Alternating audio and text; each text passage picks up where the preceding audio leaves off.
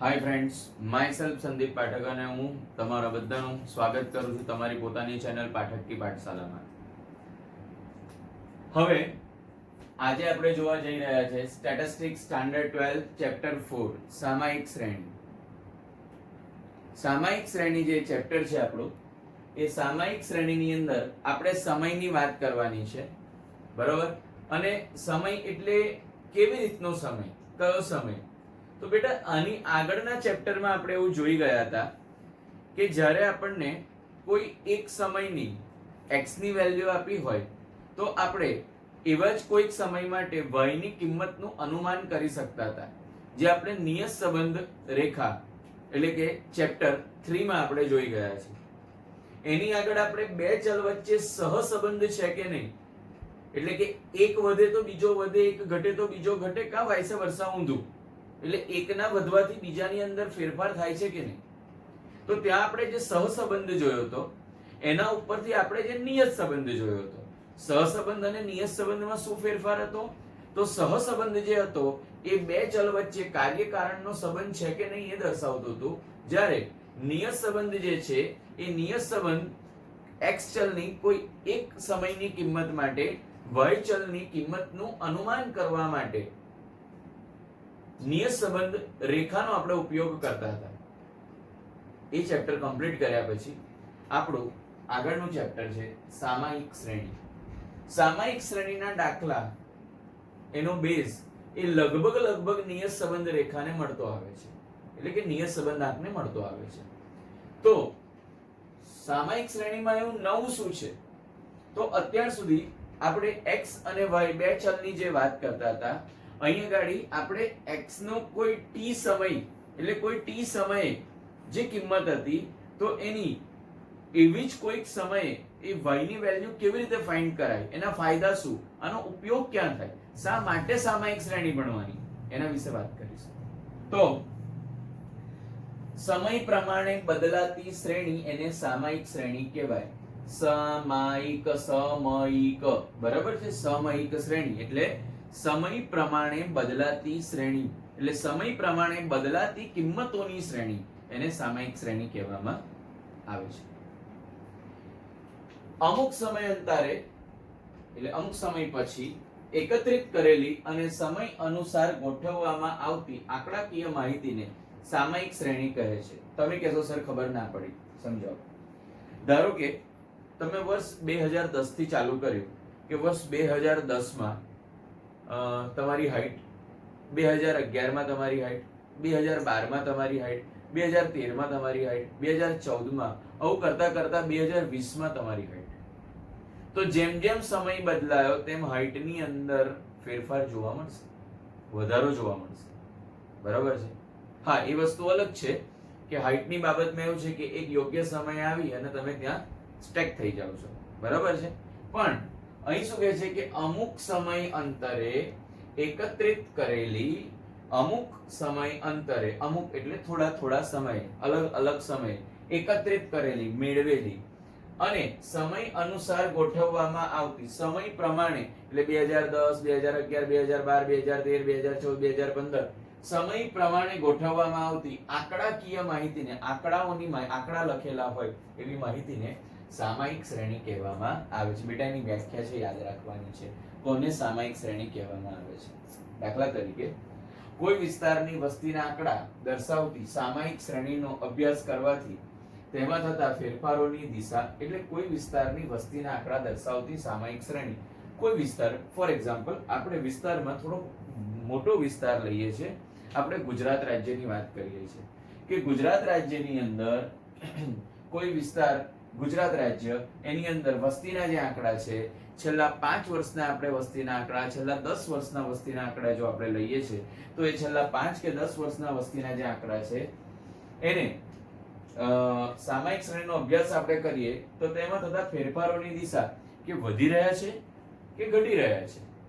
ગુજરાતમાં જનસંખ્યા વધી રહી છે કે ઘટી રહી છે? તમે કહેશો બટ અભ્યાસ સર વધે જ ને. ના, એવું નથી. ઘણા એવા રાજ્યો હોય છે, ઘણી એવી જગ્યાઓ હોય છે કે ત્યાં આગળ રોજગાર, રહેઠાણ, એટલે કે રહેઠાણમાં સિક્યોરિટી ના હોય, રોજગાર ન મળતો હોય અને સુવિધાઓથી વંચિત હોય, પ્રાથમિક સુવિધાઓથી, તો ત્યાં આગળ ધીરે ધીરે ધીરે વસ્તીમાં ઘટાડો થાય છે. એનું એક ઉદાહરણ છે બેટા કે હાલમાં આપણને ખબર છે કે મોટા ભાગની જે વસ્તી છે તે ગામડાઓમાંથી સિટીમાં આવેલી છે. એટલે શહેરોની વસ્તીમાં વધારો થાય છે અને ગામડાઓની વસ્તીમાં ઘટાડો થાય છે. ઘણા સમય એવું થાય છે કે શહેરોના વિકાસ કરવા માટે ગામડાઓનું શહેરોમાં વિલીનીકરણ પણ કરવામાં આવે છે. જે અત્યારે આપણને ખબર છે કે વડોદરા શહેરની અંદર આ પ્રકારની એક પ્રવૃત્તિ થઈ કે જેમાં નજીકના 6 ગામને વડોદરા શહેરની અંદર એટલે કે કોર્પોરેશનની અંદર સમાવેશ કરવામાં આવ્યો. તો શું થયું કે ગામડાઓનું અસ્તિત્વ નીકળ્યું, શહેરોનું અસ્તિત્વ વધ્યું, એટલે કે શહેરની વડોદરા શહેરની વસ્તીમાં વધારો થયો. બરોબર છે. ઘણી વખત એવું બનતું હોય કે કોઈક કારણોસર એ શહેર, એ વસ્તી, એક ગામ એની અંદર કોઈક એવા કારણો ઊભા થાય કે જેને કારણે ત્યાંની વસ્તીમાં ઘટાડો બી થાય. એટલે અહીંયા ફેરફાર શબ્દ આપ્યો છે કે ફેરફારોની દિશા એટલે કઈ દિશામાં, પોઝિટિવ છે કે નેગેટિવ છે. બીજું એનું પ્રમાણ, કેટલા પ્રમાણમાં વધારો કે ઘટાડો છે. 5%, 10%, 15%, 20%. આપણે પર્સન્ટેજમાં કહીએ છીએ ને, તમને એવું કહે કે ભાઈ 10મામાં તમારા જે પર્સન્ટેજ હતા એના કરતા 12મામાં શું આવ્યું રિઝલ્ટ, તો તમે કહો કે 10%નો વધારો થયો. તો એક પ્રમાણ કે 10%નો શું થયો બેટા, વધારો. બરાબર છે. અને તરા એટલે એની પેટર્ન, કઈ પેટર્નમાં વધે છે, કઈ જગ્યામાં વધે છે, કઈ રીતે વધે છે. તો એ જે પેટર્ન છે તમારી, એ પેટર્ન પણ આના ઉપરથી જાણી શકાય છે. આ બધી જ વસ્તુ છે એ ઘણી બધી જગ્યાએ ઉપયોગી થતી હોય છે. ફોર એક્ઝામ્પલ કે કૃષિ વિષયક આપણે જાણકારી મેળવવી હોય કે કયો પાક નાખવાથી જમીનની ફળદ્રુપતામાં કેટલો વધારો થાય છે. શેર બજારમાં કે શેર બજારની અંદર કયા શેરની અંદર રોકાણ કરવામાં આવે તો એને કારણે તમારો પોર્ટફોલિયો પ્લસ થતો જાય છે. એટલે કે શેર બજારમાં અલગ અલગ સેક્ટર હોય, ઇન્ફ્રાસ્ટ્રક્ચર હોય, ઓઇલ એન્ડ ગેસ હોય, ત્રીજું હોય કે મલ્ટીમીડિયા હોય. બરાબર છે. એવા ઘણા બધા ફેક્ટર્સ હોય છે. તો એ બધામાંથી કયા ફેક્ટરમાં તમને રૂપિયા વધારે મળે છે તો એ પેટર્ન તમને ખબર પડતી જાય છે. બરાબર છે. સામયિક શ્રેણીમાં એક નિશ્ચિત સમયાંતરે બદલાતા ચલની માહિતી દર્શાવવામાં આવે છે. એક નિશ્ચિત સમયાંતરે બદલાતા, તમે જુઓ કે ઘણા સમયથી તમારી હાઈટ એક સ્ટેબલ હતી, પછી એકદમ વધી, પછી પાછી સ્ટેબલ થઈ, પછી પાછી થોડી વધી, પછી સ્ટેબલ થઈ જશે, પછી નહીં વધે. તો કયા સમયે આ વધારો થયો, કયા સમયે જર્ક વાગ્યો. હું એક એક્ઝામ્પલ તમને આપું કે રસ્તામાં ધારો કે કોઈ એક ગાડી બંધ પડી ગઈ છે. બરાબર છે. હવે એ ગાડીને ચાલુ કરવાની છે. હવે બંધ પડી ગઈ હોય, ચાલુ કરવાની હોય એટલે આપણી પદ્ધતિ પ્રમાણે આપણે શું કરીએ કે 7-8 જણ ભેગા થાય, ગાડીને ધક્કો મારે, ગાડી આગળ જાય, પેલો સ્ટાર્ટર આપે અને કદાચ ચાલુ થઈ જાય. રાઈટ? ઓકે, ચલો જોજો. આમાં ધારો કે મેં પહેલા એક જણને ધક્કો મારવાનું કીધું, એને ધક્કો માર્યો, ગાડી આગળ ગઈ નહીં. બીજાને લગાવ્યો, ત્રીજાને લગાવ્યો, ચોથાને લગાવ્યો, 5 જણ ધક્કો મારે છે, ગાડી આગળ જતી નથી. પણ છઠ્ઠો પાતળો માણસ આવ્યો એકદમ, એને ધક્કો માર્યો અને ગાડી આગળ વધી. તો શું એનો મીનિંગ એવો થાય કે છઠ્ઠા માણસને લીધે ગાડી આગળ વધી? તમે કહેશો ના, એ 6 માણસનું ટોટલ બળ જે બન્યું એને કારણે ગાડી આગળ જાય છે. રાઈટ? ખ્યાલ આવે છે? પણ જે ખૂટતું હતું એ પૂરું કોણે કર્યું? તો કે છઠ્ઠા માણસે પૂરું કર્યું. બસ એ જ વસ્તુ અહીંયા છે કે નિશ્ચિત સમયાંતરે એટલે કેવો સમય આવ્યો કે જે સમયે આ ભાઈ એની એન્ટ્રી થઈ અને એમને ધક્કો માર્યો અને ગાડી આગળ થઈ, ત્યારે ચલની માહિતી દર્શાવવામાં આવે છે. દાખલા તરીકે વસ્તીના આંકડા દર 10 વર્ષે મળે છે આપણને. કુલ એકઠા કરેલ સેલ ટેક્સની વાર્ષિક માહિતી મળે છે. જો આ ધ્યાન રાખજો, વસ્તીના જે આંકડા છે એ દર 10 વર્ષે મળે છે. સેલ ટેક્સની જે માહિતી છે એ વાર્ષિક મળે છે. બેંકોના વ્યાજ એ ત્રિમાસિક મળે છે. દુકાનનો નફો એ માસિક ગણતરી થાય છે. બેક્ટેરિયાની વૃદ્ધિ એ 1 કલાકમાં કેટલી વૃદ્ધિ થઈ એ ગણવામાં આવે છે. આ રીતે અલગ અલગ રીતે અલગ અલગ સમય જુઓ, વસ્તીના આંકડા એવા છે દર 10 વર્ષે જ ગણાય, દર કલાકે કેટલા ગણાય છે એ ગણતરી કરવાનો કોઈ મીનિંગ નથી. બરાબર છે. કુલ એકઠા કરેલા સેલ ટેક્સની વાર્ષિક માહિતી. સેલ ટેક્સ, જે વસ્તુ સેલ કરી એટલે વેચી, તો વેચાણ વેરો, એને સેલ ટેક્સને ગુજરાતીમાં શું કહેવાય? વેચાણ વેરો. તો જે વેચાણ વેરો છે એ વર્ષે જ ગણવામાં આવે કે આટલી સેલ થઈ, કે દર કલાકે કે મેં આટલું વેચ્યું, આટલો ટેક્સ, આટલું, તો ગાંડા થઈ જઈએ આપણે. એટલે એ જે માહિતી હોય સેલ ટેક્સની એ કેવી હોય છે? વાર્ષિક માહિતી હોય છે. બેંકોના વ્યાજ એ ત્રિમાસિક હોય છે. દર મહિને બેંક વ્યાજ આપતી હોય પણ એની ગણતરી એ ત્રિમાસિક રીતે કરતી હોય છે. બરાબર?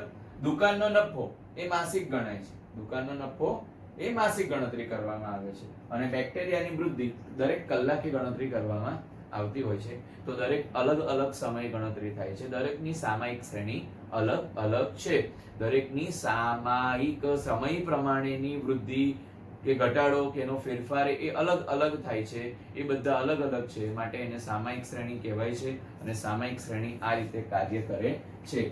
ઘણી બધી જગ્યાએ એટલે કોઈ વસ્તુનો એનાલિસિસ કરવા માટે, ફોર એક્ઝામ્પલ કે તમે લોકોએ કોઈક મોબાઈલ લીધો, બરાબર છે, તો એ મોબાઈલની અંદર તમે તમારા ફાઇલની અંદર જશો, ફાઇલના ફોલ્ડરમાં જશો, તો ત્યાં આગળ કેટલા જીબી જે સ્પેસ છે તમારી એ ક્યાં ક્યાં વપરાયેલી છે તો તમને બતાવશે કે ફોટો અને વિડીયોમાં આટલા છે, એપ્લિકેશનમાં આટલી વપરાય છે, સોંગ્સ નાખ્યા છે એમાં આટલી વપરાય છે, રાઈટ?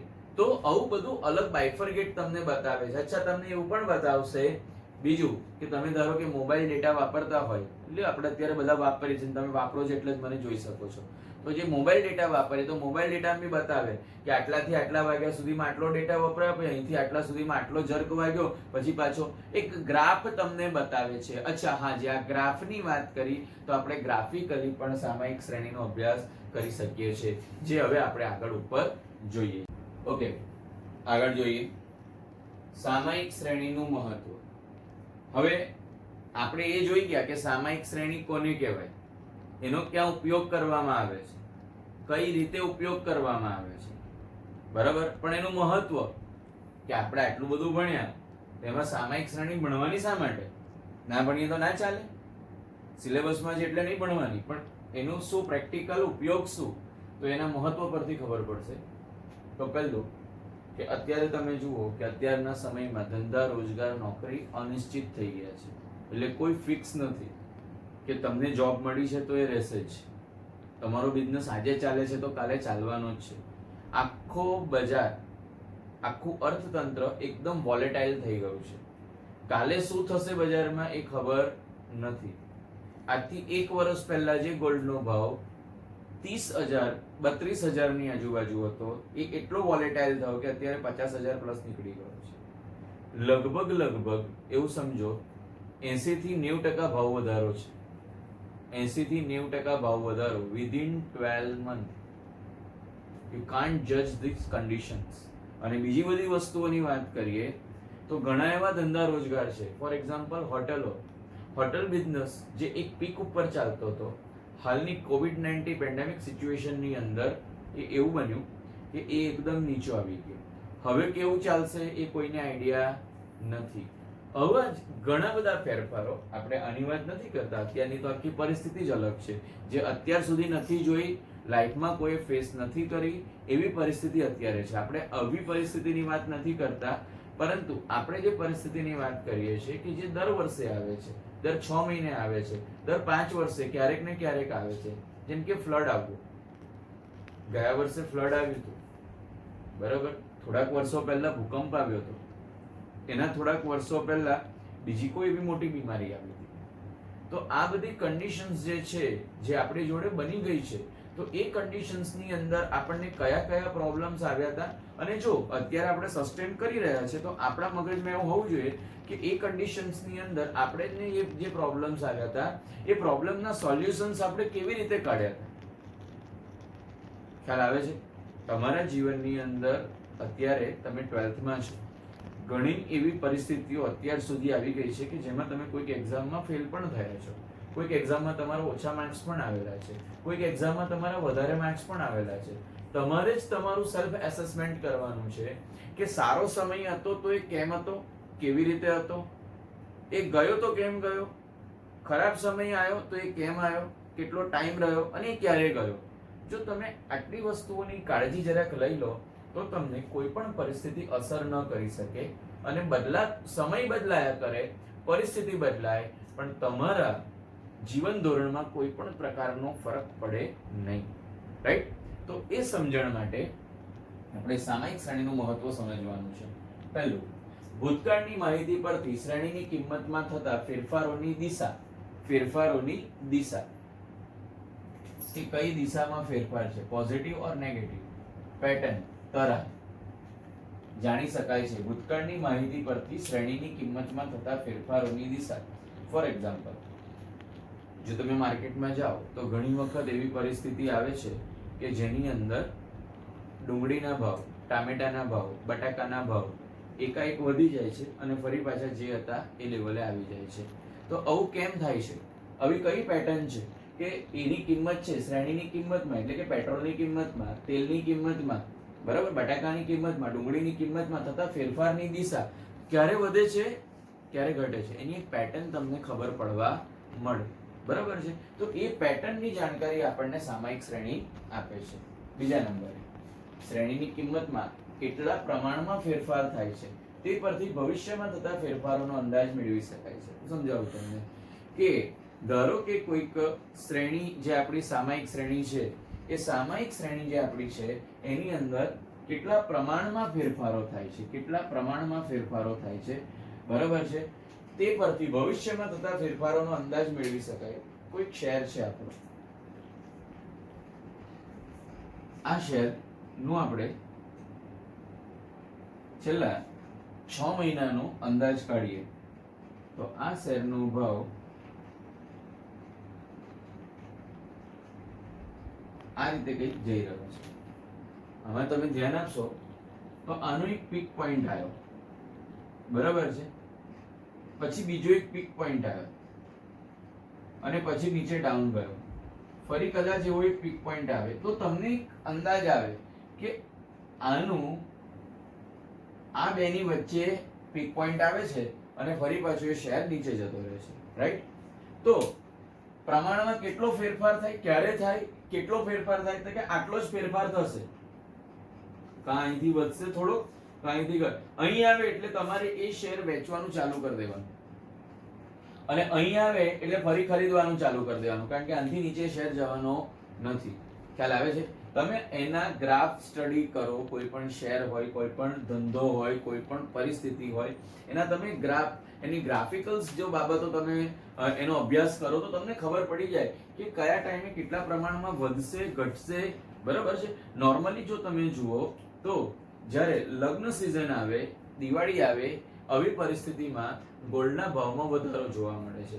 જ્યારે વરસાદની જે સિઝન હોય છે તે સમયે ગોલ્ડના ભાવમાં ઘટાડો જોવા મળે છે. આ નોર્મલની વાત થાય છે, અત્યારની વાત નથી થતી, અત્યારની પરિસ્થિતિની વાત થતી જ નથી, બરાબર છે. બીજી વસ્તુ કે ચોમાસું આવે તો ડુંગળીના ભાવમાં વધારો થાય છે, લીલા શાકભાજીના ભાવમાં ઘટાડો થાય છે. કેમ? કે ચોમાસામાં લીલા શાકભાજી મેક્સિમમ મળવાના છે, એટલે જે વસ્તુની ડિમાન્ડ ઓછી હોય અને સપ્લાય વધારે હોય, you know in economics, economics એટલે કે અર્થશાસ્ત્રમાં તમે જોઈ ગયા છો, બરાબર છે, કે ડિમાન્ડ સપ્લાયની ચેન શું છે, કે કોઈક વસ્તુની ડિમાન્ડ વધારે હોય અને જો સપ્લાય ઓછો હોય, ચોમાસામાં ડુંગળી ભીની થઈ જાય, બગડી જાય, એટલે એનો સપ્લાય કેવો છે, ઓછો છે. ડિમાન્ડ તો રેગ્યુલર આપણે જે ખાઈએ છીએ ખાવાના જ છે, તો એની ડિમાન્ડ વધારે છે, સપ્લાય ઓછો છે, શું થશે? ભાવમાં વધારો, રાઈટ?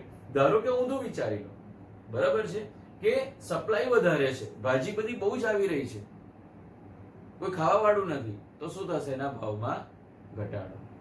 જઈ રહ્યો છું હું જે કહું છું તે. તો એની એક પેટર્ન તમને, એનો એક પ્રમાણમાં ફેરફાર, કેટલો ઉપર જશે, કેટલું નીચે જશે, એક એનું ગ્રાફ હોય છે, એક એનું સ્તર હોય છે, એનથી એ નીચો ના જાય, એનથી ઉપર ના જાય.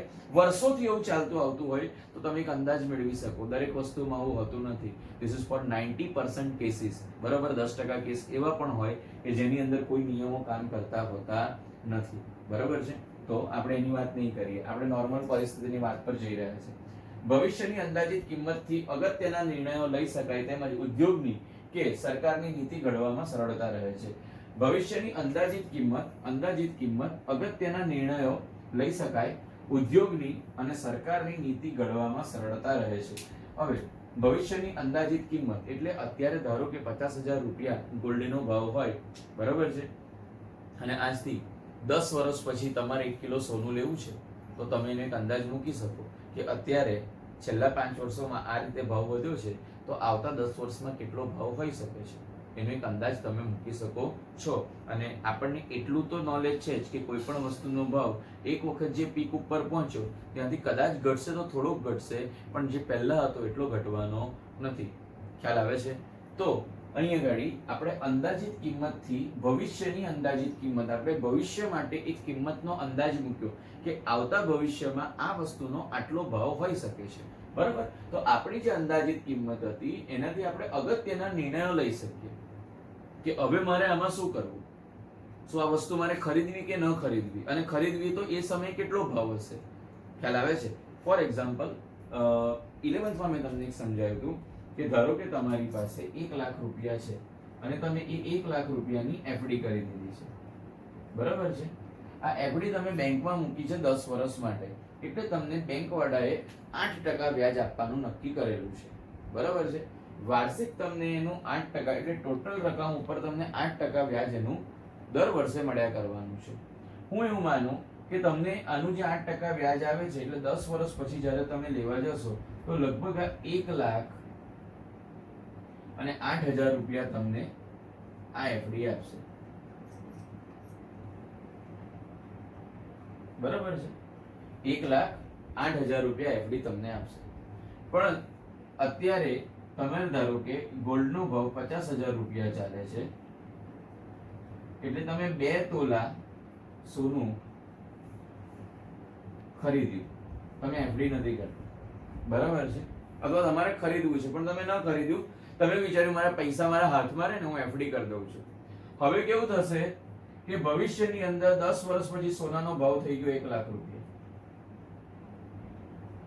1 તોલાના, એટલે અહીં જ્યાં તમને 2 તોલા સોનું મળતું હતું એની જગ્યાએ 1 તોલા સોનું જ મળશે, બરાબર છે?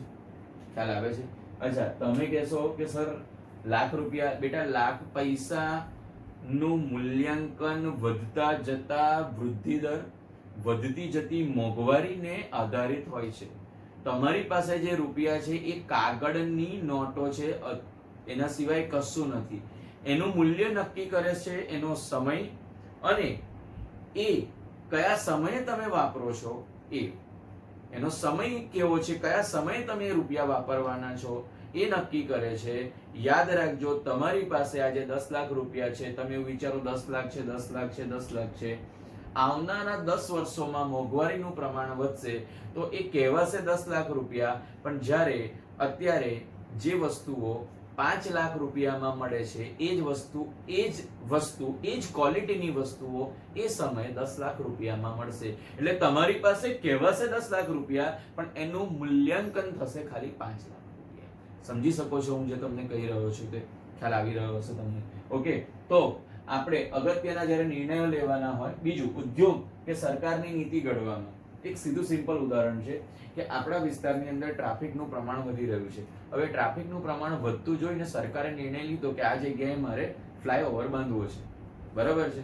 તો સરકાર શું વિચારે કે અત્યારે આટલી પબ્લિક છે તો એવો પાતળો ફ્લાયઓવર બાંધી દઈએ? ના, સરકાર શું વિચારશે, આવતા 20 વર્ષોમાં આ જગ્યા ઉપર કેટલો ટ્રાફિક હશે, એ ટ્રાફિકને પહોંચી વળવા માટે અત્યારથી એવો ફ્લાયઓવર બનાવવામાં આવે કે હવે પછીના 20 વર્ષ સુધી આ ફ્લાયઓવરને કશું કરવું પડે નહીં. જઈ રહ્યું છે મગજમાં? ખ્યાલ આવી રહ્યો છે? ઓકે, તો ભવિષ્યના નિર્ણયો અને ઉદ્યોગની અને સરકારની નીતિ ઘડવામાં સરળતા રહે છે. આગળ, 2 કે અથવા તેથી વધુ ઉદ્યોગપતિઓ અથવા સરકારી સંસ્થાઓ તેમના દ્વારા મેળવેલી સામાયિક શ્રેણીની માહિતીનો તુલનાત્મક અભ્યાસ કરી શકે છે. તુલનાત્મક કમ્પેરિઝન જે તમારી જોડે કાયમ થતી હોય, બરાબર? કે જો બાજુવાળાનો છોકરો 90% લાવ્યો, આ તુલનાત્મક અભ્યાસ છે, બરાબર છે? તારો મોટો ભાઈ તો એન્જિનિયર બન્યો, તુલનાત્મક અભ્યાસ છે. સમજી શકે? પેલો બાજુવાળો છોકરો કેટલી મહેનત કરે છે, તુલનાત્મક અભ્યાસ છે. તું કેટલું બધું ખાય છે એ કોઈની જોડે કમ્પેર કરીને, તું કેટલો જાડો છે તો જાડો છે, એક તુલનાત્મક અભ્યાસ છે. તારું વજન 80 કિલો છે એ તુલનાત્મક અભ્યાસ નથી, પણ તું જાડો છે એ તુલનાત્મક અભ્યાસ છે. તું ઉજળો છે એ તુલનાત્મક અભ્યાસ છે. આ રૂપિયાવાળો વ્યક્તિ છે, તુલનાત્મક અભ્યાસ છે. આની પાસે 10 કરોડ છે, આ તુલનાત્મક અભ્યાસ નથી. તુલનાત્મક એટલે તુલના, ત્રાજવું હોય ને જેમાં આપણે તોલતા હોય એને તુલના કહેવાય. તો એ તુલનાત્મક અભ્યાસ એટલે શું કે એકની સાપેક્ષે બીજાનું મૂલ્યાંકન કરવામાં આવે છે. એટલે કોઈ એક ઉદ્યોગપતિ અથવા સરકારી સંસ્થાઓ તેમના દ્વારા જે 2 કે તેથી વધુ વસ્તુઓ લેવામાં આવી હોય એનું મૂલ્યાંકન કરવા માટે, એનો તુલનાત્મક અભ્યાસ કરવા માટે સામાયિક શ્રેણીનો ઉપયોગ કરે છે. બેટા 4 મુદ્દા છે, 2 માર્ક્સમાં પૂછાય છે, યાદ રાખવાના છે સામાયિક શ્રેણીનું મહત્વ. ઠીક છે, આગળ જોઈએ સામાયિક શ્રેણીના ઉપયોગો. હવે સામાયિક શ્રેણીની જે આપણે વાત કરી, તો સામાયિક શ્રેણીના કોઈ એક ચલની આપણે જ્યારે વાત કરતા હોય, એની કોઈ આવનારા સમયની કોઈ કિંમત નીકળતી હોય, કોઈ પરિસ્થિતિ નીકળતી હોય, તો શું એની પર એક જ પરિબળ કાર્ય કરતું હોય? તો તમે કહેશો કે ના, હા તમારી વાત સાચી છે, કોઈ પણ વસ્તુને નિર્ણાયક થવા માટે કોઈ એક પરિસ્થિતિ કાર્ય કરતી નથી, એક કરતા વધારે પરિબળો એની પર કાર્ય કરતા હોય છે. હું તમને એક ઉદાહરણ આપું કે ઘઉંના ભાવમાં વધારો થવો. હવે ઘઉંના ભાવમાં વધારો થવો તો એની ઉપર કોઈ એક જ પરિબળ કાર્ય કરે? તો ના, ઘઉંના ભાવમાં વધારો થવો એની પર એક કરતા વધારે પરિબળો કાર્ય કરતા હોય છે.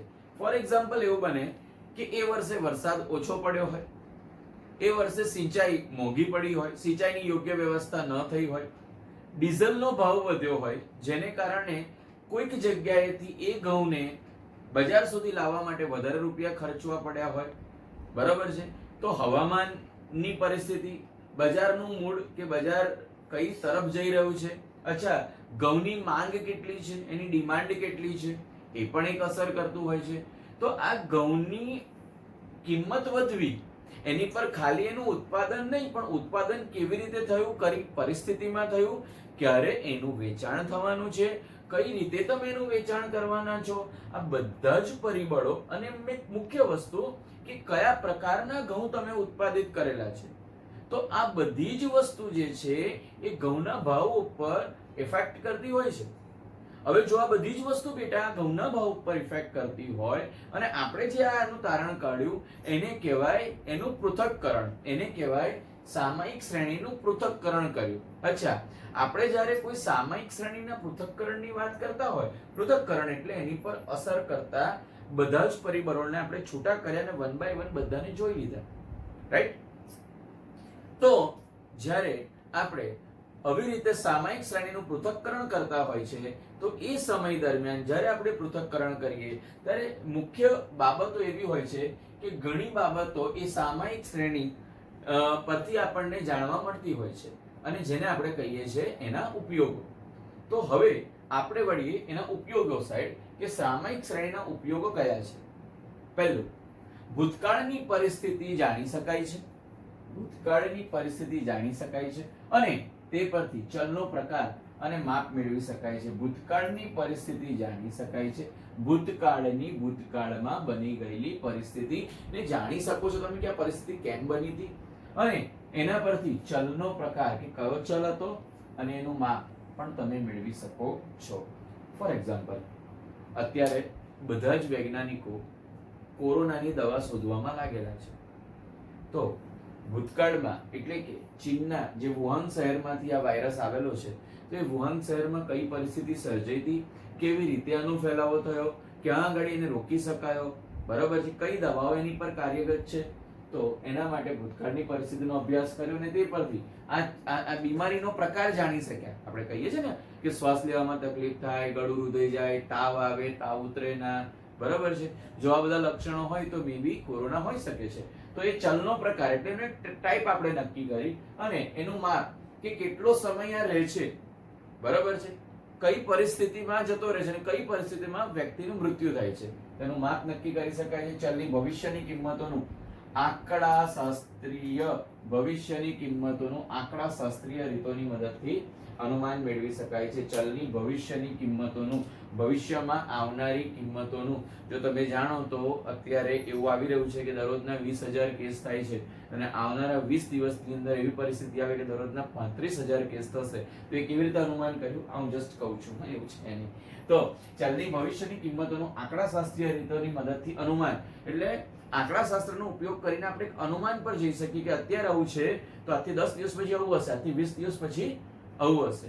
તો ચલની ભવિષ્યની કિંમતોનું આંકડાશાસ્ત્રીય રીતે અનુમાન મેળવી શકાય છે. આગળ, મેળવેલ અનુમાનિત કિંમતના આધારે, જે અનુમાનિત કિંમત આપણને મળી છે એના આધારે ભવિષ્ય માટે યોગ્ય નિર્ણય લઈ શકાય છે કે જો આવી પરિસ્થિતિ આવશે તો આપણે શું કરીશું. જો તમને ખબર હોય તો કોરોના જ્યારે ભારતની અંદર પગપેસારો કર્યો ત્યારે શરૂઆતમાં જ આપણે લોકડાઉન કરવામાં આવ્યું કે લોકડાઉનને કારણે એક વ્યક્તિ બીજા વ્યક્તિના સંસર્ગમાં ન આવ્યો અને ભારત કે જેની અંદર આટલી મોટી વસ્તી ધરાવતો દેશ છે એની અંદર આપણે બહુ જ સાવધાનીપૂર્વક અને ખૂબ જ ઓછા નુકસાનથી આ કોરોનાથી લડાઈ લડી શક્યા. તો એના માટે ભવિષ્યના નિર્ણયો, યોગ્ય નિર્ણયો લઈ શક્યા આપણે, તેમજ કાર્યનું આયોજન. બેટા લેટેસ્ટ ટોપિક છે કોરોનાનો એટલે હું આખું સામયિક શ્રેણીનું સમજૂતી એના ઉપયોગોની હું તમને આ એક્ઝામ્પલથી આપું છું. આના સિવાય બીજા ઘણા બધા એક્ઝામ્પલ હોઈ શકે છે, જરૂરી નથી કે આ જ એક્ઝામ્પલ, બરોબર, પણ હું તમને અત્યારે લેટેસ્ટ છે, થોડુંક વધારે ડીપમાં ખબર પડે, તમે કનેક્ટ કરી શકો એટલે જ આ એક્ઝામ્પલ આપું છું, બરોબર. ઓકે, તો મેળવેલ અનુમાનિત કિંમતના આધારે ભવિષ્ય માટે યોગ્ય નિર્ણયો લઈ શકાય છે. ભવિષ્ય માટે યોગ્ય નિર્ણયો લઈ શકાય છે અને તેમજ કાર્યોનું આયોજન કે કયા કાર્યો હવે આપણે કરવા પડશે, બરોબર છે. જુદા જુદા સ્થળે અથવા સમયે આપેલ ચલમાં થતા ફેરફારોનો તુલનાત્મક અભ્યાસ કરી શકાય છે. જુદા જુદા સ્થળે અથવા સમયે આપેલ ચલમાં થતો, અલગ અલગ સ્થળે એટલે કે ભારતમાં ગુજરાત છે, રાજસ્થાન છે, અમદાવાદ છે, મહારાષ્ટ્ર છે, આ બધા જુદા જુદા સ્થળના સમયે કયા સમયે એની અંદર ચલ એટલે આપણી આ બીમારીને લઈશું, કોરોનાને આપણે ચલ કહીશું, તો એ બીમારીમાં થતા ફેરફારોનો તુલનાત્મક અભ્યાસ આપણે કરીએ કે અહીંયા અત્યારે આવું થયું, ત્યાં આવું થયું, ત્યાં આને કારણે ઓકે થઈ ગયું, ત્યાં આને કારણે ઓકે, આપણે એનો અભ્યાસ કરી શકીએ છીએ, તુલનાત્મક અભ્યાસ. આગળ, ભૂતકાળની કિંમતો પરથી મેળવેલી અનુમાનિત કિંમતો, આપણે ભૂતકાળમાં જે અનુભવ કર્યા એનો જે આપણને આંકડો મળ્યો છે એના પરથી આપણે કિંમતોનું અનુમાન કર્યું, બરાબર છે, અને વર્તમાન કિંમતોની તુલના કરી જો કોઈ તફાવત હોય તો તેના કારણો શોધી શકાય કે ભાઈ આવું હોવું જોઈએ પણ જો અત્યારે એવું નથી તો શું કારણ છે કે આવું નથી. ખ્યાલ આવે છે તમને? ભૂતકાળની અંદર આપણે જોયું કે આટલી વસ્તુની સાવચેતી રાખવાથી આપણે આ લેવલ પર નહીં પહોંચીએ, પણ જો અત્યારે આપણે લેવલ પર પહોંચી ગયા છે તો આ કેમ આવું બની રહ્યું છે, શા માટે બની રહ્યું છે, એના કારણો આપણે મેળવી શકીએ છીએ. અને આપણે બીજા એક્ઝામ્પલથી સમજીએ, તમારી એક્ઝામને લઈને, તમારી તૈયારીને લઈને. કે ભૂતકાળની પરિસ્થિતિ એટલે 10મું ધોરણ, 10મા ધોરણની પરિસ્થિતિ જાણી શકાય છે અને તે પરથી ચલનો પ્રકાર એટલે કે કયા પ્રકારે તમે મહેનત કરી હતી અને કેટલા પર્સન્ટેજ તમારા આવ્યા હતા એટલે એનું માપ. ચલની ભવિષ્યની કિંમતોનું આંકડાશાસ્ત્રીય રીતોની મદદથી અનુમાન મેળવી શકાય છે. ચલની ભવિષ્યની કિંમતોનું એટલે 12થમાં તમે કેટલા પર્સન્ટેજ લાવશો એનું આંકડાશાસ્ત્રીય એટલે ગણતરી મૂકી શકો કે આટલા કલાક વાંચું, આટલો સિલેબસ પતાવું, આ દિવસે પતાવું, આટલું રિવિઝન કરું, તો આંકડાશાસ્ત્રીય રીતે એનું અનુમાન કરી શકાય છે. મેળવેલ અનુમાનિત કિંમતોના આધારે ભવિષ્ય માટે યોગ્ય કે મારા આટલા પર્સન્ટેજ આવશે તો હું એના પછી 12મા પછી આ લાઈનમાં જઈશ અને આ લાઈનમાં ગયા પછી આ રીતનું કામ કરીશ અને આટલા રૂપિયા કમાઈશ. તો એ ભવિષ્યની નીતિઓનું, ભવિષ્યના નિર્ણયોનું આયોજન કરી શકાય છે. બીજું, જુદા જુદા સ્થળે અથવા સમય આપેલ ચલમાં થતા ફેરફારોનો તુલનાત્મક અભ્યાસ કે તમે એક સરખું વાંચન દરરોજ કરી શકતા નથી, એક સરખું વાંચન દરેક જગ્યાએ કરી શકતા નથી. ફોર એક્ઝામ્પલ કે અત્યારે તમે તમારી ઘરે છો, પરિસ્થિતિ એવી આવી કે તમારે 15 દિવસ તમારા મામાને ત્યાં રહેવા જવાનું થયું, તો એ જ્યારે તમે તમારા મામાને ત્યાં રહેવા જાઓ તો કદાચ તમારી ઘરે જે સુવિધાઓ તમને મળી રહી છે, જે બુક્સ તમારી બધી અવેલેબલ હતી, કદાચ મામાને ત્યાં જાઓ એટલી બધી બુક્સ અવેલેબલ ન હોય, તો અહીંયા કાઢી જે તમે મહેનત કરી રહ્યા છો એટલી મહેનત તમે ત્યાં ન પણ કરી શકો. બીજું કે જેટલી મહેનત તમે દિવસ દરમિયાન કરો છો એટલી રાત્રે ન કરી શકો, તમે આજે જેટલી મહેનત કરી છે એટલી કાલે ન પણ કરી શકો, બરાબર છે. તો જુદા જુદા સમય અને સ્થળે બરાબર તુલનાત્મક અભ્યાસ થાય છે. ભૂતકાળની કિંમતો પરથી મેળવેલી અનુમાનિત એટલે ભૂતકાળમાં જે તમારા પરિણામ આવેલા છે એની પરથી અનુમાન મેળવ્યું અને અનુમાનિત કિંમતો કરતા જો તમારું રિઝલ્ટ ડાઉન આવી રહ્યું છે તો તમે અહીંયા તુલનાત્મક અભ્યાસ કરી શકો છો અને તફાવત કેમ આવ્યો, આવો ન જોઈએ પણ કેમ આવ્યો તેના કારણો તમે શોધી શકો છો. ક્લિયર? તો અહીંયા ગાડી આપણે સામયિક શ્રેણીના ઉપયોગો, આપણે સામયિક શ્રેણી કોને કહેવાય પહેલું એ જોયું, એનું મહત્વ જોયું અને ત્યાર પછી એના ઉપયોગો જોયા. ક્લિયર? 9 ચેપ્ટર છે, થિયરી છે. આ જેટલી બી મેં થિયરી કરાવી તમને, આ બધી થિયરી તમારે 2 વખત લખવાની છે, તૈયાર કરવાની છે અને એ મને સુધી મોકલવાની છે, બરાબર છે. બીજું, જો તમને મારી આ થિયરી ભણાવવાની સ્ટાઇલ ગમે જ છે પણ જો વધારે ગમી તો ન કરી હોય તો મારી ચેનલને પહેલાં જઈને સબસ્ક્રાઇબ કરજો. તમારી ચેનલ છે પાઠકી પાઠશાલા, બરાબર, લાઈક કરજો અને મેક્સિમમ શેર કરજો. Thank you. જય હિન્દ, જય ભારત.